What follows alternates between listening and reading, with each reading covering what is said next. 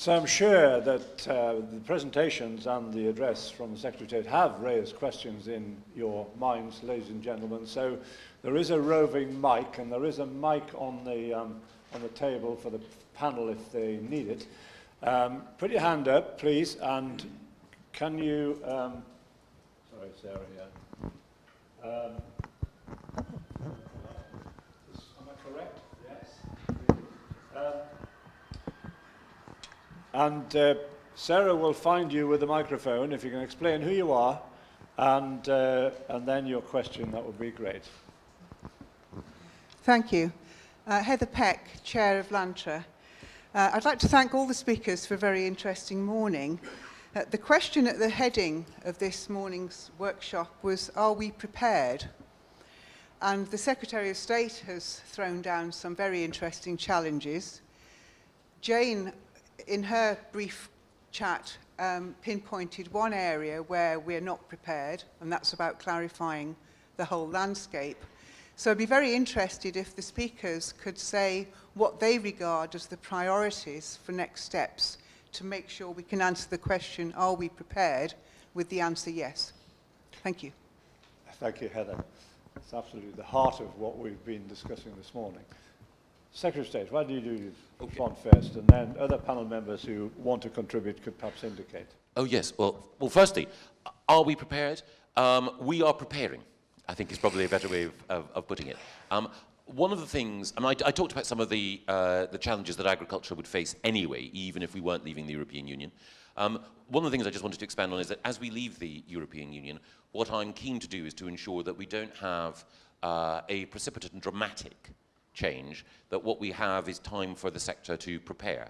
And there has to be a balance, doesn't there, between giving the sector time to prepare, but at the same time making it clear that change is going to come. So one of the things I've talked about, and which was helpful in the manifesto, is a commitment to maintain the level of funding overall in agricultural support in cash terms right up until 2022, exactly as it is at the moment.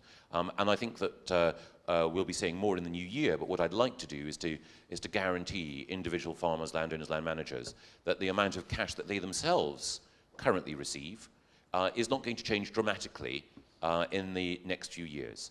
So we are floating the notion that, for example, BPS payments should be capped, but environmental stewardship payments should not. What we do want to do, though, is to move to a different method of support. And in moving to that different method of support, it may well be the case that there are current business models that will need to change. Now, that may mean that some people decide that they want to leave farming, and they want someone else to take over and to run the business and farm the land in a different way. Or it may mean that there are questions about either the nature of diversification or the change in the business model that people want to undertake. But my pitch at the beginning was that we want to work with farmers in order to ensure that that works. We want to go with the grain of what people themselves believe is right for the land and right for their business. But what we can't do, I think, is forever put off the need to change. And indeed, one of the things which I imagine most of us would acknowledge is that while we all should be proud of the extent to which innovation has been embraced by so many, there are still parts of the sector which, how can I put this? There are still parts of the sector that we all need to work with to encourage them to see the benefits of change. Jane. Yes, Heather, I think actually what we've heard this morning is a real, as I mentioned earlier, sort of sense of a bit of momentum here, and we are entering a defining time for our industry with some real opportunities to have a look at how we're organised and ask ourselves whether we can be better organised. I think the view of the AHDB is that in the skills landscape we most certainly could be better organised because we have quite a diluted approach to skills, and there's a lot of learning that we can do from other nations where they're better fit for purpose in terms of addressing the challenges that we've talked about this morning. It's very clear that we do have a very clear sort of philosophy and vision for the future of our skills right across the land-based industry, and I think there's a general consensus, it feels like, for today, that people are feeling very fired up by the need to really gear up for that, and that's really, really positive. But as an industry, we need to take ownership of that and be prepared to embrace the change and challenge ourselves with our existing structures and be prepared to revisit those structures in order to drive this new agenda, which I personally think is very, very exciting. Quick, Tim, yeah. Thank you very much. I think for me, I return back to the point I said earlier. One of the reasons businesses don't necessarily train is the sheer damned inconvenience of it in finding time in the day. And I think that one of the motivations that led to us establishing the NLBC, which is a board which is 50% run by businesses, 50% by education, is actually that recognition. And I was talking with Richard Self earlier today about somebody who left Harper Adams University 5 years ago in a big company, hasn't done a shred of training since. Why is that? Well, it's because we haven't got the products that are flexible enough and accessible enough at the right time, pace and place. And that's where I think the NLBC is a work in progress, because I think that whilst the NLBC represents giving gold standard recognition to qualifications that are there for full-time students, I think for me it's also about making sure that those bites of learning that people can engage with suit their busy working lives.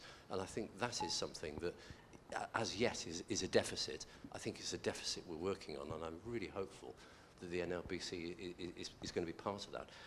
But can I also take the opportunity to diversify into something the Secretary of State mentioned, which is his advocacy for taking essential research knowledge and skills and getting those into industry. And I mentioned during my presentation about the opportunity that exists in all our colleges and universities, the members of Landex, to stimulate a sense of curiosity and innovation in the young people that are going out into employment. And therefore, we do lots of near-to-market trials and research, very much like the old experimental husbandry farms that in the past the Ministry of Agriculture used to fund.